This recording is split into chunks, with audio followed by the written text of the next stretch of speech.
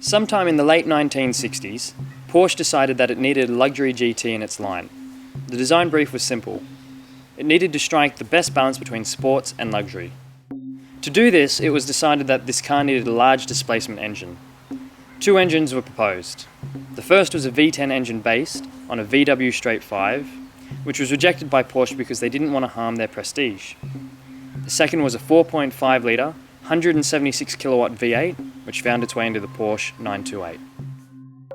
This 1994 model is a 928 GTS, the fastest and meanest of the bunch, with a 5.4 litre, 257 kilowatt V8, so I'm pretty excited to get my hands on it. Considering this car's age, it is still very tiny. It has a beige interior which you often see get very cracked and dirty. They don't like the sun and they're very difficult to keep clean, and even that looks nice. It doesn't look like it's aged as old as the car actually is. You know, this car's 19 years old, no, 20 years old. The car is 20 years old now. It's a 94 model. And it still looks good. All the dials work, all the windows, the sunroof, everything. There's nothing about this car that I can work out isn't the way it should be. The car was always intended to be a Grand Tourer, so a lot of people would have gotten the automatic just for that reason, but the manual transmission is a dogleg first gear and it's a little bit more track orientated, so if you're looking after something to go a little bit hard in to enjoy the roads and get into the twisties, the manual transmission is just so much more fun. The only tell that it was originally an automatic is on the dashboard, which is still the original instrument cluster. You can see the selector for your automatic. Supposedly, and I don't know if this is true, but apparently only 6 94 GTSs came to Australia with the manual transmission.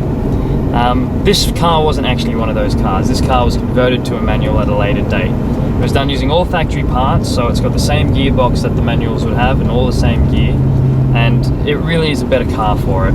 It's just more fun to drive.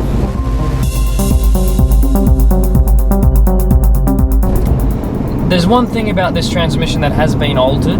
The car's actually been equipped with a short shifter. It's a little bit strange to get used to at first in this car because it is such a short throw, and if truth be told, it's actually quite difficult to get the car in neutral. But it is much better from getting it from first to second through the dogleg. There's one thing about the car that I find a little bit surprising though, because it isn't a very heavy car, and the steering actually feels very heavy when you're trying to turn it and go through the corners. The car doesn't feel heavy, it still responds really well, but the steering just feels like it takes a bit of work to get it around, which is really the only problem I have with it, because the rest of the car doesn't feel like it's any work at all. No matter what gear you're in, if you put your foot on the throttle, it just gives, and it keeps giving, and it keeps giving. It just has so much power and so much room. It's such a good car. The only thing that I have noticed is that it is a little bit thirsty.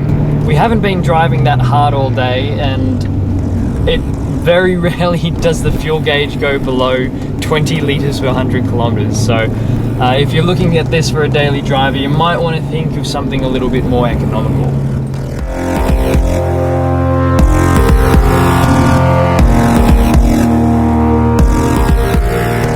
The current owner for this is actually a mechanic, and he works on exotic cars in his shop, including Porsche, and it really tells. The car feels like it's been looked after. It feels how you should expect it to feel when it's new, and it's not. It's got 100,000 Ks on it nearly, and 20 years old, and it's good to drive. The power comes on and the steering works, and everything about this is enjoyable. The sound is enjoyable.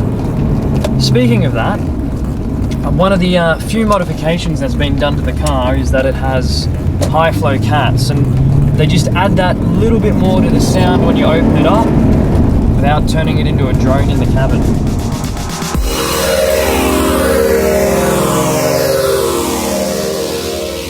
It's really nice to see a 928 in such good condition. The 928 is kind of a dark horse amongst the Porsche cars, and I've actually heard someone say before that they think the 928 is not a real Porsche because the engine's in the front.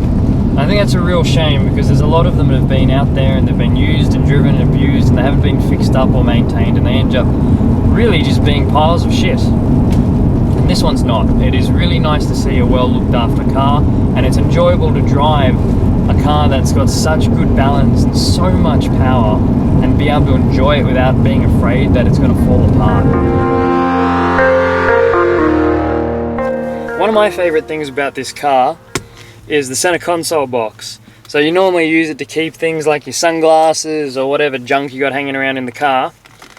With this one, if you have a look inside, you'll find that the only thing you can keep in there is the money that you need to fill up the car, because it is so skinny.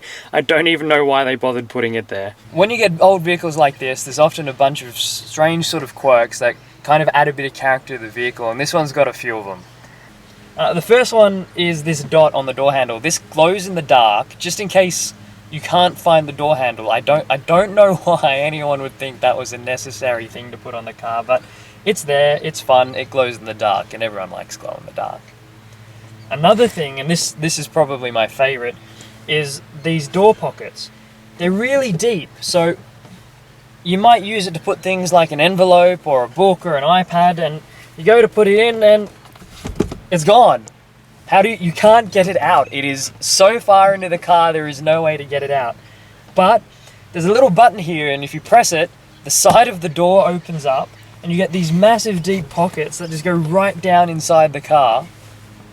I don't know why anyone would think that was a good idea at all. These tiny little pockets that you can put things into but can't get them out, so they put a button to unlatch the door so you could get them back out again. I don't know why they didn't just leave the pocket there, but it's there, and I think it's a better car because it has this little mechanism that you can latch and unlatch.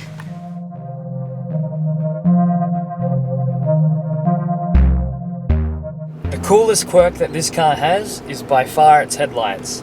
Turn the headlights on, up they pop, and every car is always cooler with pop-up headlights. The front seats for this car are really comfortable. They hold your body and you don't move around while you're driving. The back seats are a little different. They're pretty easy to get in. You just release the latch on the front seat and you do your best to get in as gracefully as you can. But once you're in, you grab the seat in front of you and you try and pull it towards you, and you very quickly realize that you need to amputate your legs above the knee in order to fit. So as far as I can tell, there are only two people who can sit in the back seat of this car. Torso boy and your grandchildren. But other than that, this car is a proper two-seater. Whether or not it's got 4 seats is irrelevant. There's a couple of other strange things with the back seat. Once you're finally in here, assuming you're short enough, you go to grab your seatbelt and you try and pull it, and it won't go because it doesn't come from the top, it comes from the bottom. Which is a little bit weird getting used to that. But you eventually get it out and you try, and eventually you do, clip the seatbelt in. You pull it on the bottom to keep it tight. You're not going to go anywhere, that's for sure. Not that you can go up either because your head hits the roof lining. I also find it really weird that there's air conditioning vents here for all of the people who can't fit in the back. But, you know, that's nice. They thought of, you know, if you're going to be cramped in here super tight, if I can, there we go. At least I've got air conditioning to make the ride that little bit more comfortable, but good lord, how do I get out of here? My favourite thing about this car is it's actually for sale while we're filming this. All the details are in the description, so you can check it out if you want to. If I could afford it, I would have gotten it by now. It is just such a good car to have and so much fun to drive as a toy.